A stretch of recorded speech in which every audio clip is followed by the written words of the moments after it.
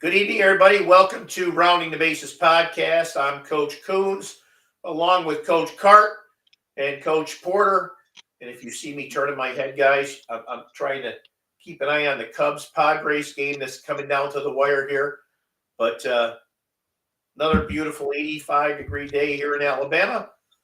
And I'm sure you guys are having the leaves turn a little bit your way. But Coach Porter, get us started. You said you had a dinner guest uh, or a lunch guest, and you got talking about some stuff.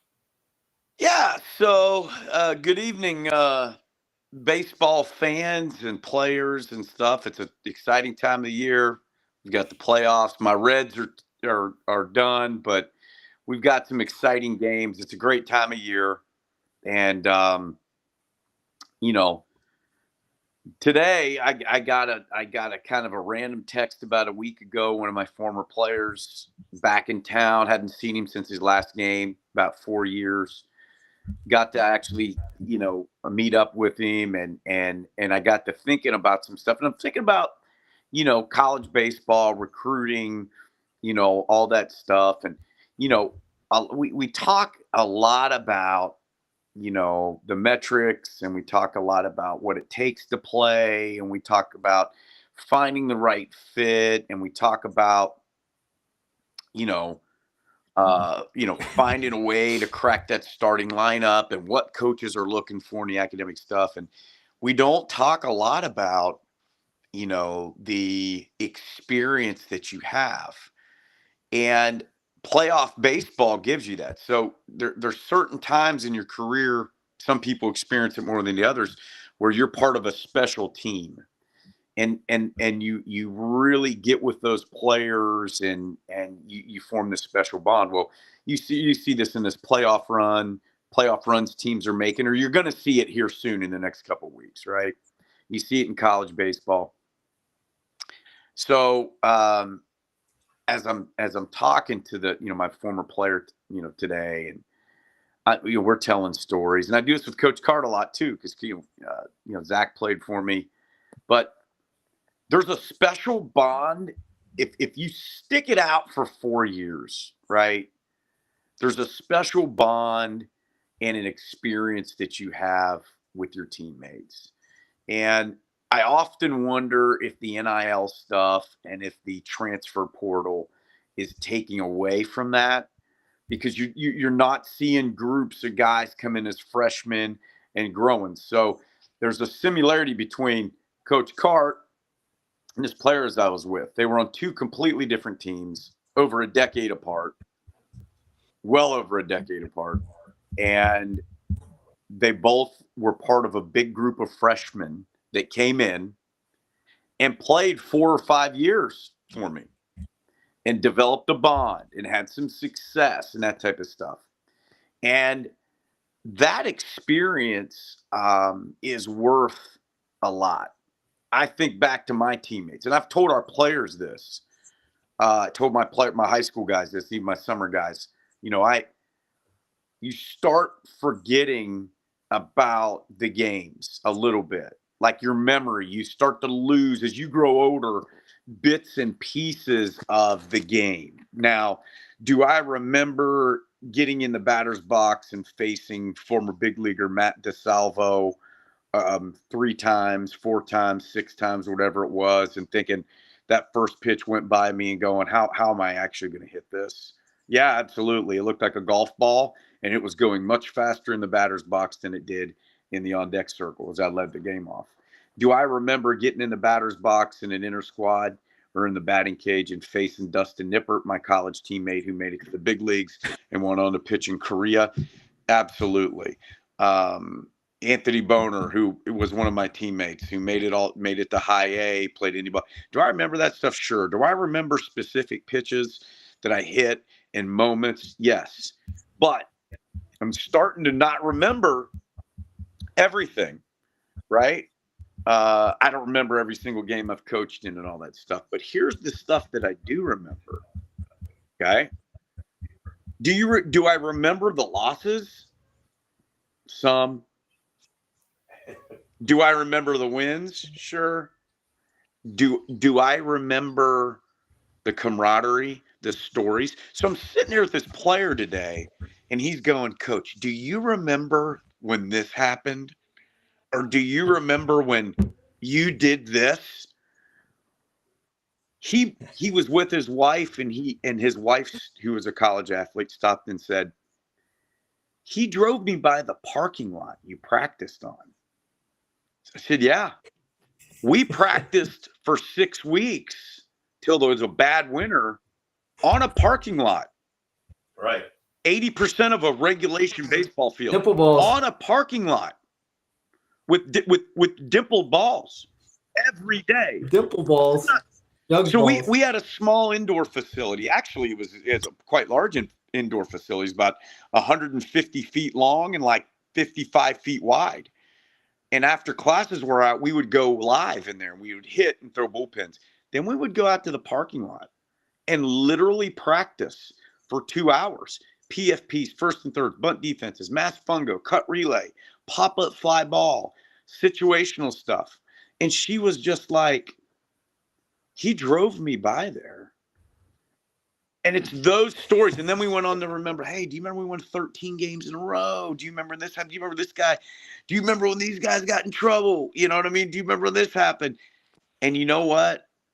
It brings you back. And the experience is unbelievable. And so anyway, I wanted to bring that up because I don't know that you really talk about that in the recruiting process as much as you should, because I have and I tell these high school kids this. I don't talk to very many of my high school teammates, not because I don't love them, but because when you go off to college and you literally live with guys, like that's all you do. You go to practice, you hang out, living in the dorm. Recruits, listen, living in the dorm was one of the funnest things I've ever done in my entire life. Every walk of life is in the dorm. Every walk of life is on your team. And there's guys on your team that you're buddy with that are awesome. There's guys on your team that are really quiet, but they're like silent, and they come to life in certain situations. There's the trips to Florida that, like, I could go on and on and on. And let me tell you something. I would not trade those experiences with my players as a coach or as a player for anything. And maybe are more significant than the games I've coached and played in themselves. Think about it. You remember the clubhouse. Sometimes you're going to forget some things that happen in games. You remember the clubhouse.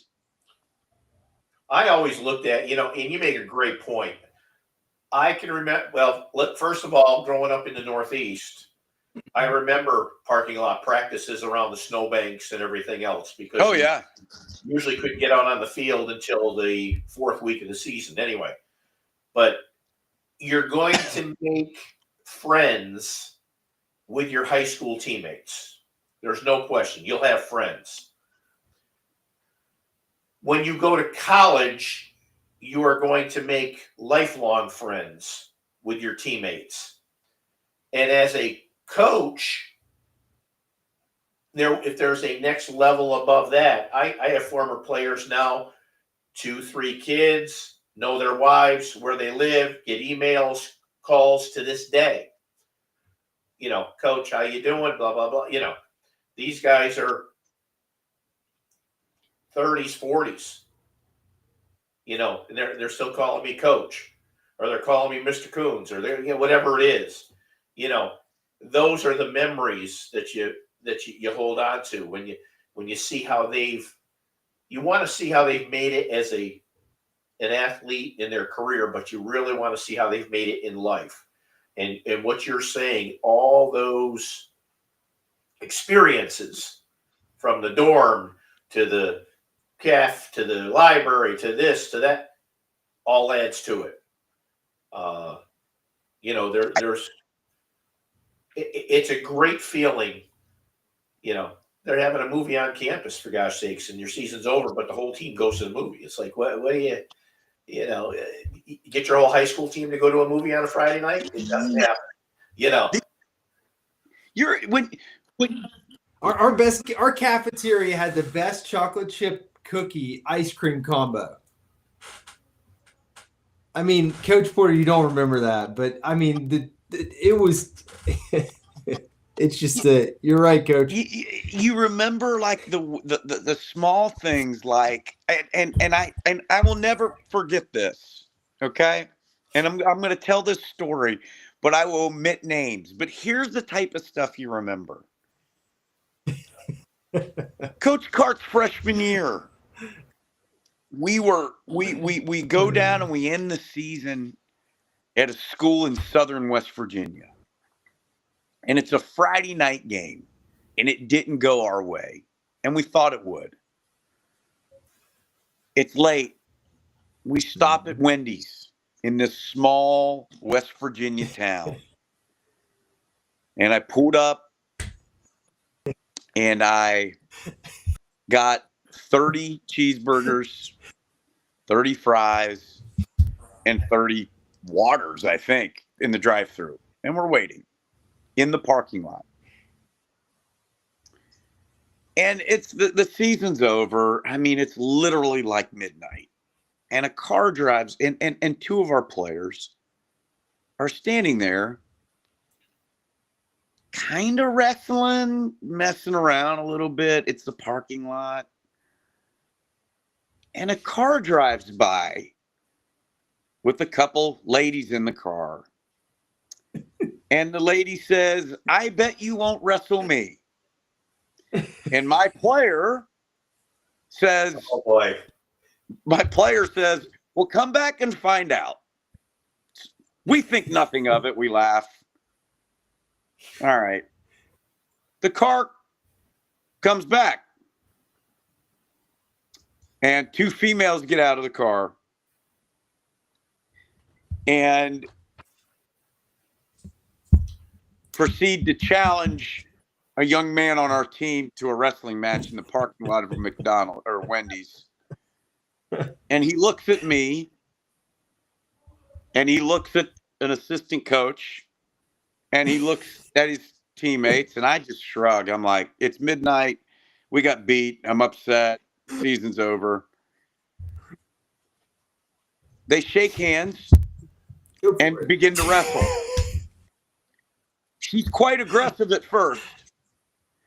So he has to take a deep breath and say, I have to end this right now, or I'm never, ever, ever going to live this down. And he proceeded to pin her, and they shook hands, and she got up and shook his hand and walked away. You remember stuff like that. Mind you, I'm a 25-year-old. I'm a 25-year-old NCAA Division II head coach. 25. And I could not believe it. And, we have other players. We have a player who coaches at a semi-local high school, a former player on that team. And I think we talk about it every game. And he's like, Coach, none of these people will believe that happened. And I'm like, it did. It did. And you remember the goofy stuff like that. And at 20, I was like, I can't believe, like, I was so shocked that I didn't know what to do. Right? That's a classic. But you remember that stuff. Remember that stuff. I tagging up on that, I was just always amazed. Number one, you knew you were officially a college athlete if you could eat a greasy hamburger and french fries at 11 o'clock at night on your way back to college, because that's when you stopped. The other thing that always amazed me is back when I coached, I think the meal stipend was $7 a player. Yeah. I was shocked to find out. You want to talk about entrepreneurs. A day. It was like $7 a day. Yes. Your players, how they would go into these places and do whatever they could do to get the most food that they could for $7. And No doubt about it. some of them would come out with 2 bags of stuff. And I said, how are you doing that for $7? Well, we got talking and blah, blah, blah. And she gave me an extra meal. And it just, some of those stories with that as it goes, it's like, wow. Oh, Coach, the high life was USA Steak Buffet. If we had a good weekend, we would stop at USA Steak Buffet.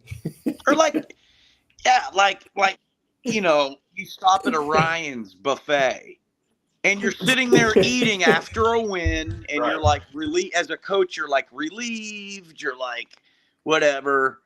And then all of a sudden, here comes the staff from Ryan's. Happy birthday, coach. And you're like this, and you're like, it's in my mind, I'm like, it's not my birthday. Good thing we just won, right? And you look and you laugh and you walk away. But it's stuff like, look, like we had a blast. We had the back in the day, the week-long Florida trips, we had an absolute blast. And I don't think we talk about the experiences these guys are going to have. And then there's stuff like you wear it as a badge. Your coach is irate. Your coach is irate, and you had to show up at 4:45 in the morning and run suicide because such and such did this or such and such did that, or you lost, whatever, blah, blah, blah. And you're running and you wear that as a badge. You're like, man, we had to do this and this. And like, we had to practice. Like, I remember as a player one time, we got in trouble and had to like show up at the gym at like midnight and just got run unmercifully. And you walk away and you're like, that's stuff you remember that stuff. And I want to tell you, or in the Kroger parking lot. He had a couple teammates wrestling in a room. And he's got a no wrestling rule. These are experiences that you don't think about in the recruiting process. No. Will probably stay with you, like you're saying, for life. And here's the other kicker. You also remember that championship ring ceremony too. Correct. You also remember that championship ring ceremony. And I got that championship ring sitting in another room. I mean, you remember that. And I look at that and like all the stuff we had to go through together. And as a coach, I'm sitting there and I'm like, there's days this guy's absolutely hated me. And there's that day when you're dogpiling and you're like, yeah. So listen. And you can put that ring on at any age, and people will still remember that day and who you are, the whole thing. Vivid memories. Yeah. Vivid memories of that stuff. And you remember all that stuff, and it's worth the price of admission, guys. Yeah. I mean, and in recruits. If you latch on to a coach, to a program, to an institution, you're also going to remember the tough times that you got through together. Coach Cart's freshman year, that team started 1-20. 2 calendar years later, that team was in an NCAA tournament. Perseverance, pushing through. I think today a lot of people like to jump off the boat when it gets tough. Like we don't stay the course as much. We jump travel ball teams. We jump colleges. No. Stay in the course, and this game teaches you that.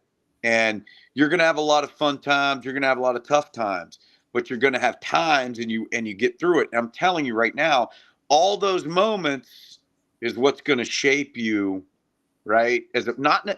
not necessarily the things that happen on the field. Right? Because eventually the on the field stuff is going to end. It's going to end for everybody. Right? You can't play the game forever, but you can have the memories last forever. And those memories shape you. You Correct. are the sum of all your experiences. Right? You're the sum of all your experiences. And being a college baseball player teaches you a lot, and we're a different breed, right? I would always tell people that each individual sport is its own culture. It's its own deal. And us baseball players, we're different. We're different. Football players are different. Basketball players are different. The culture is different. Like, really? I always tell people this. I'm like, how many basketball teams do you see mopping the floor, getting the bleachers out, and washing the uniforms before the game? They just look at me. I said, come on over to our area. Pull the tarp off at 5 o'clock in the morning. Literally. Wait, we got there. It's frozen to the field. Right. Go eat breakfast and come back. Then we're going to get it ready. Then we're going to get it lined. Oh, yeah, game 2 starting pitcher is lining the field right now because that's his job, while I'm dragging the field and these guys are playing. How many sports do that? I'm gonna tell you how many do it. 1. Okay? 1. And I at times get into arguments with people. Like, you don't, like, really? So 1. And the higher you go, obviously, listen, there's D1s where they still have to do field work. Absolutely. It may not be at the University of Florida, but those guys still do. I watch, if you ever watch Ole Miss this season, they're doing tarp duty. Those guys are doing tarp duty. Lining the field, doing it all. They're doing tarp duty. They may have a field crew, but they were pulling the tarp before an SEC series. 100%. Listen, I used to have, Zach's teammates, freshmen, who were in trouble or maybe, whatever. They're washing our uniforms the night before the games. They're doing stuff like that. It's like, guys, I'm telling you, the experience. So anyway, that's what I wanted to talk about tonight. I think that's a good lead in. Now, Zach, I'll go to you in here in a second. A good lead in for what I want to talk about next week is the steps to get to that point. We all know recruiting has changed in the last 5 years. You used to be able to wait until you were a junior and, improve your skills and stuff, and it's been changed by transfer portal and NIL, and coaches are looking at players earlier and early. And I was talking to a college coach the other day, and he says, there are like 6 or 7 main things. And I was writing these down, and, that'll lead us into next week of when 5 years ago, there was a too early stage. Today, there's not a too early stage to start with this, and he was telling me, he said, because I had seen 3 tournaments in the last week and last 3 weeks. And he said, your business is what we come to now, to get the analytics, to get this together, to get the information on the kids. And we were talking about it. He goes, well, what do you charge? Blah, blah, blah. And I told him, he goes, wow. He said, if I had a kid recruitable right now, I'd sign him up with you. For what you guys do, for who we are, and what you charge, he said, that's a steal. And I said, well, I appreciate that. And he goes, no. He says, that's exactly what I'm talking about. Because we rely on as many eyes as we can, because there's so many kids out there now with the portal and everything else that we just can't see them all. Zach, go ahead. You were going to say something there. Well, I was just I heard something the other day, and it really kind of stuck with me about, that camaraderie that Coach Porter was talking about. And the statement was, are you playing alongside someone or are you playing for someone? Talking about teammates. And I think that camaraderie that Coach Porter is talking about, those special teams that I played on, we played for each other. I mean, yeah, we played for Coach Porter, but we played for each other. Right. And there's a real clear distinction. If you watch teams, you can tell if they play for each other or if they just play alongside each other. And so as players go through this process, look, if you're looking at a school, watch a game on TV. Or, I mean, even the Mountain East Conference televises all their baseball games anymore. Yeah. Watch them on TV. See if that culture, see if those guys are playing for each other and not just playing alongside each other. I mean, you can tell by watching it. You can tell 100%. And so that's where we come into play. We can easily help you identify those situations, identify what the right fit is for you. So that's the main point I wanted to, hammer home. Good point. Good point. Well, let's wrap it up there because Coach Porter probably wants to take you to Wendy's. No, we're not. That was he left out the most important quote of the night there, but we'll just leave that one alone. I'll tell you what was funny about that, Coach, is you knew you were in good shape when you pulled in with the charter bus to a fast food restaurant at 11 o'clock at night and the employees weren't running behind the counter to turn the lights off. That was a good day. It was Ray too, wasn't it? Good day because you knew you could order and they weren't going to be offended when you said 50 quarter pounders with cheese, with fries and drinks. Oh, yeah. So, but we'll leave it at that. Next week, we'll get together on this part of when the, when does the timeline start now versus 5 years ago, metrics and things, NIL, transfer portal. What's the role of JUCO now? Yeah. JUCO is a lot more important, both baseball and softball, this year than it was 5 years ago. I just had a really good fellow that used to play in the area, lives in Texas now. High metrics, high arm velo. Kid looks and plays great. Committed JUCO. Yeah. It's JUCO is no longer JUCO. Yeah. It's more, transfer portals changed everything. It bumped everybody up a level. So it's like, we'll talk about that next week. But I've got some good notes here that when I was talking to the coach, he gave me some good information. We'll get into that more. But thanks for tuning in tonight. AheadAccountRecruiting.com. If you have a question, you need something answered, you want to find out how you rate on our scale. We got an analytics guy. We got scouts. We can tell you. We'll give you an honest evaluation whether you work with us or not. And then if you decide to work with us, we'll push for you like no other person. And but check us out. We all got our emails here. You can go on our website, theaheadaccountrecruiting.com, and get our emails right there. Send us an email. We'll talk about it on the air. If you want to come on the air with us one time and talk about it, we can do that too. And go that route. But thanks for tuning in, and we will see you next week. Thank you. And the Cubs won, by the way. Go Cubs, go.